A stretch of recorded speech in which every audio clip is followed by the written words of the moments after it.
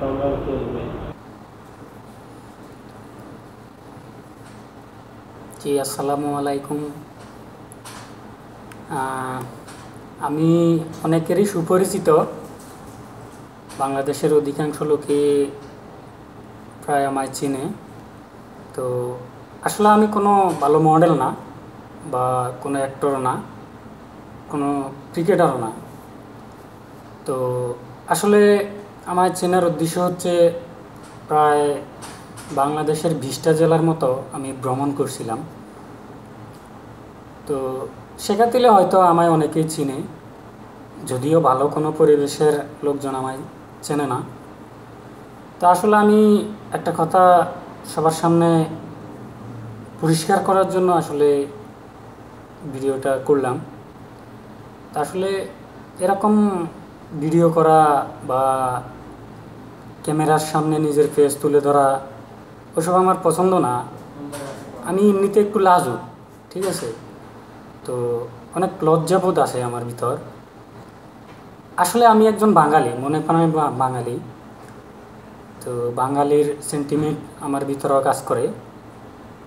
তা আমি আমার প্রবাসগামী ভাই বোনদের উদ্দেশ্যে বা তাদের পক্ষ নিয়ে একটা কথা বলতেছি। আমি প্রবাসী, তবে দেশে বাংলাদেশের বাইরেই আছি। যাই হোক, যেখানেই থাকি না কেন আমি একজন মানুষ, এমনকি একজন বাঙালি। আমি আমার পাসপোর্ট শো করে সব জায়গায় গর্ব করে বলতে পারি যে আমি বাঙালি। তো আসলে আমি বাঙালি, সেজন্য আমি অত্যন্ত গর্বিত এমনকি আনন্দিত। কেননা বাংলাদেশের মতো সৌন্দর্য হয়তো বিশ্বের অন্য কোথাও আছে কিনা আমি জানি না, তবে আমার এতটুকু বয়সে আমি কোথাও দেখিনি, বা থাকতে পারে আমার অজান্তে। যাই হোক, তো বলছিলাম এই যে আসলে এদেরকে এক কথায় রেল লাইনের মেয়ে বলা যায়।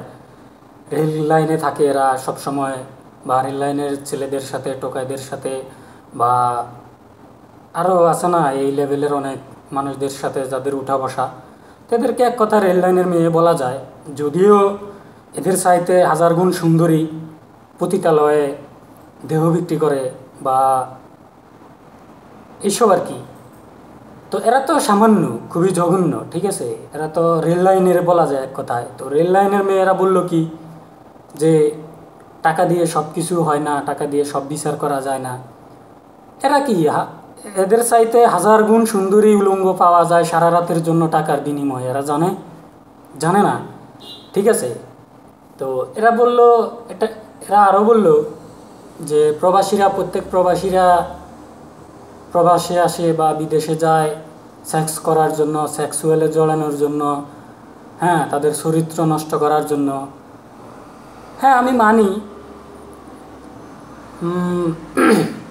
অধিকাংশ ছেলেই যোগ্যতাহীন বা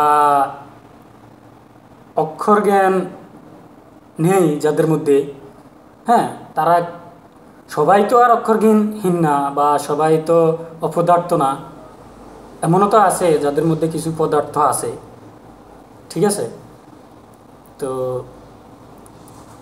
আসলে তারা বলল কি যে সবাই তাদের চরিত্র ঠিক না, বা তারা প্রবাসে আসে এসব করার জন্য। আবার তারা এটাও বলল যে ওয়াইফ দেশে, হ্যাঁ, স্বামী বিদেশে। এটা কেমন? আসলে তাদের যদি এতই সেক্স করার উদ্দেশ্য থাকে বা এতই সেক্সের উত্তেজনা তাদের মধ্যে, হ্যাঁ, যে স্বামীকে সবসময় কাছে পেতে যায়, টাকা পয়সার দরকার হয় না, ছেলে সন্তান মানুষ করার প্রয়োজন মনে করে না, তাহলে আজকাল বাজারে ইদানিং সব জায়গায় পাওয়া যায়, প্লাস্টিকের প্যানিস পাওয়া যায়, তারা এটা নিয়ে ইউজ করলেই তো পারে। ছেলেদের সাথে বিয়ে বিয়ে বিয়ে করা বা একটা বন্ধনে জড়ানোর কি দরকার? তারা তো এটা করলেই পারে, তাই না? আমি আমার দৃষ্টিতে বলতেছি, ঠিক আছে? I never imagining how will be going the day after getting from bad whiz colour days we are promise to see. আমি কখনোই ঘুম থেকে উঠে ভাবতে বসি না দিন আমার কেমন কাটবে, কিংবা কোন রঙের জামায় ভালো দেখাবে, ওইসব আর কি। তো আমি সবসময় ভাবি যে আমি আমার পরিবারকে কিভাবে ভালোভাবে চালাবো, আমার ওয়াইফকে আমি কিভাবে ভালো চোখে দেখব, বা তাকে কিভাবে সুদর্শন করা যায়, আমি সেটাই ভাবি, ঠিক আছে? আমি নিজের জন্য কিছু ভাবি না। তা আমার আত্মীয় স্বজন এরকম হাজারো আছে। তা আমি যদি দরিদ্র হই তো তাদেরকে কে দে?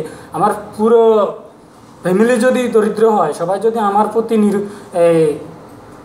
আমার উপর নির্ভর করে বা আমার উপর নির্ভর করে চলে, তাহলে তাদেরকে দেখবে কি?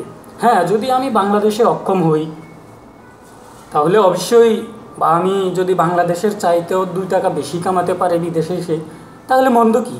হ্যাঁ, নিজেকে একটু শৌখিন হতে মন্দ কি? সবাই তো চায়। গ্রাম থেকে একটা ছেলে এই কোনো শহরে আসলে সে প্যান্ট পরে, আর অথচ হাফ প্যান্ট পরারও দেখা গেছে তার ক্ষমতা নাই গ্রামে, ঠিক আছে? কিন্তু ঢাকা শহর বা চিটং শহর বা আর অন্যান্য ছোটোখাটো শহর আছে যেখানে এসে যে নিজেকে খুব স্মার্ট করে, প্যান্ট পরে। হ্যাঁ, তো কেন এটা কেন করে? এটা কি শুধু সেক্সুয়ালের জন্য নাকি? তা আসলে এই যে পতিতারা, বা এদেরকে পতিতা বললেও আসলে এরা পতিতার চাইতেও নগণ্য জঘন্য, ঠিক আছে? আসলে এরা যে কথাগুলো বলে প্রবাস ভাইদের বা বোনদের মনের বিঘ্নতা ঘটাইছে, আসলে এটা ক্ষমার অযোগ্য। এমনও তো প্রবাসী আছে যাদের জুতার ফিতা খুলবারও যোগ্য নেই এদের একজনেরও, তাই না? তো আসলে এদের চেহারার মধ্যে কীরকম একটা আসলে পতিতার গন্ধ পাচ্ছি আমি। আসলে এরা একটা বিষাক্ত পোকা, নর্দমার কীট, যে পোকা জুতোয় পিষেই মারা উচিত, ঠিক আছে? আর এরকমটাই আমরা খুবই ক্ষিপ্ত যে এদের এক একটা কথায় মনে হচ্ছে কেউ আমাদেরকে 1000 ছুরি দিয়ে আঘাত করছে, অবশেষে তীব্র ব্যথা। তো এরা কি চায় আসলে? তো আসলে একটা কথা হচ্ছে কি, কেউ বাতি জ্বালিয়ে পাত্র দিয়ে ঢেকে রাখে না, কিংবা খাটের নিচেও রাখে না, বরং বাতিদানির উপরেই রাখে, যেন লোকজন ভিতরে আসতে পারে এবং আলো দেখতে পায়। তো তোমার ঘরে যদি আলোই না থাকে তুমি দেখবে কিভাবে, তাই না? আসলে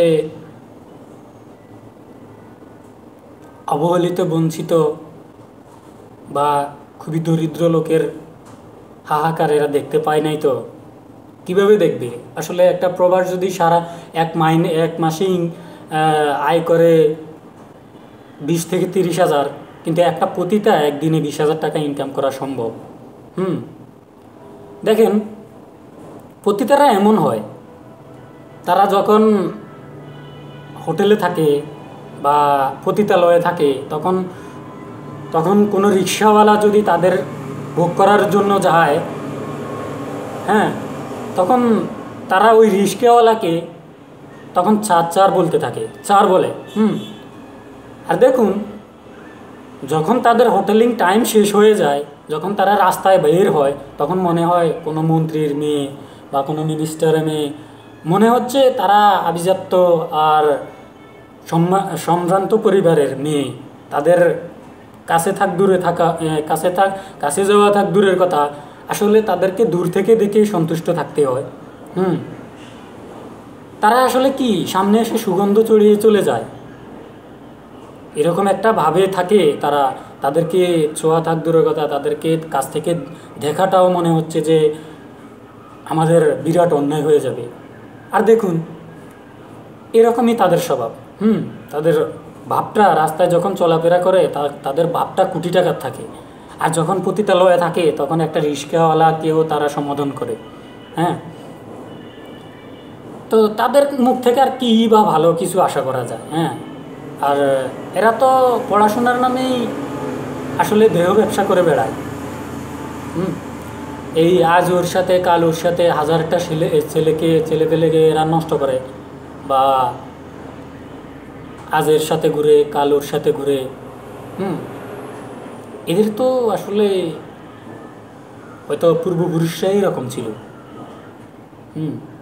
যদি ভালো এরা আভিজাত্য আর সম্ভ্রান্ত পরিবারেরও হতোই, তাহলে এরা সাপের বংশধরের মতো আচরণ করতো না, ঠিক আছে? এরা জানে না যে আসলে প্রবাস ভাইরা বা বোনেরা তাদের সামান্য কথায় কতটা কষ্ট পেয়েছে। তা আমি এখনও আশা করব তারা যেন সবার উদ্দেশ্যে ক্ষমা চায়। আর নিজেকেও অপরাধী মুক্ত করে। ঠিক আছে, আসলে যেরকম ব্যবহার পেতে চাও অন্যের প্রতি সেরকম ব্যবহারে করো। বিচার করো না, তোমারও বিচার হবে না। দোষ ধরো না, তোমারও দোষ ধরা হবে না। ক্ষমা করো, তোমাকেও ক্ষমা করা হবে। ঠিক আছে, ওকে, আল্লাহ হাফেজ। সবাই ভালো থাকো, সুস্থ থাকো। আসলে মাবুদ কাছে থাকতে থাকতেই তোমরা মাবুদের দিকে ফেরো, তার কথা শোনো, তাহলে জীবন পাবে, পরকালেও সুখ পাবে। ঠিক আছে, তো আর কি বলবো, দুষ্ট লোক তাদের পথ ত্যাগ করুক, খারাপ লোক তাদের সব চিন্তা ত্যাগ করুক। সবাই ভালো থাকবেন, সুস্থ থাকবেন, আর অবশ্যই অপরাধীরা ক্ষমা চেয়ে নেবেন। হয়তো মৃত্যুর আগ পর্যন্ত, হয়তো যতক্ষণ আপনি বেঁচে আছেন ততক্ষণ ক্ষমা চাওয়ার চেষ্টা করবেন। আপনি হয়তো এমনও আছে যে এমন আচরণ অন্যের সাথে করছেন বা করে ফেলছেন, হয়তো ক্ষমা চাওয়ার সুযোগ পাবেন না। যতদিন ভালো আছেন, সুস্থ আছেন, অন্তত নিজেকে পাপ মুক্ত করেন। ওকে, আসসালামু আলাইকুম।